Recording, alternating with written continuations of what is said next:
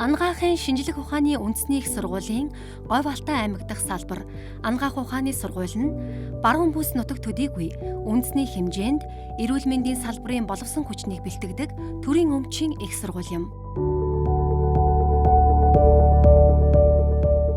Тус сургууль нь 6 алба, 4 тэнхэм, ерөнхий боловсролын ахлах сургууль, үүдэн эмнэлэг, эмнэлэг зүйн лаборатори, уламжлалт ангаахын ортой эмнэлэгтэй 78 багш ажилтан албан хаагчид, 997 оюутан, ахлах сургуулийн 98 сурагчтайгаар сургаалт эрдэм шинжилгээ, эмнэлгийн тусламж үйлчилгээ чиглэлээр үйл ажиллагаа явуулж байна.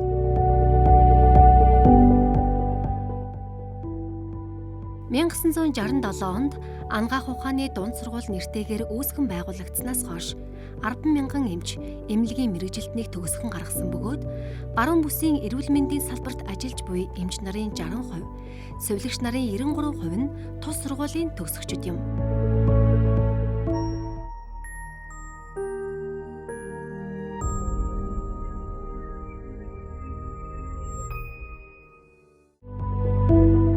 Магадлан эдгэмжлэгдсэн хүний их эмч, сувилах үе, их барих үе, уламжлалт эмчилгээний сувилагч, эм найруулагч, лабораторийн техникч гэсэн төгсөлтийн өмнөх сургалтын хөтөлбөрөөр эмч, эмнэлгийн мэргэжилтэн бэлтгэхээс гадна Ангаахын шинжлэх ухааны үндэсний их сургуульд 3 дугаар дамжаанаасаа шилжин суралцдаг шүдний их эмч, эм зүйч, хүүхдийн их эмч, био ангаах ухаан судлаач, уламжлалт ангаахын их эмч, мэргэжлийн 2 дээр нэмэх нь 3, 2 дээр нэмэх нь 4 хөтөлбөрүүдээр оюутан залуусыг сургаж байна.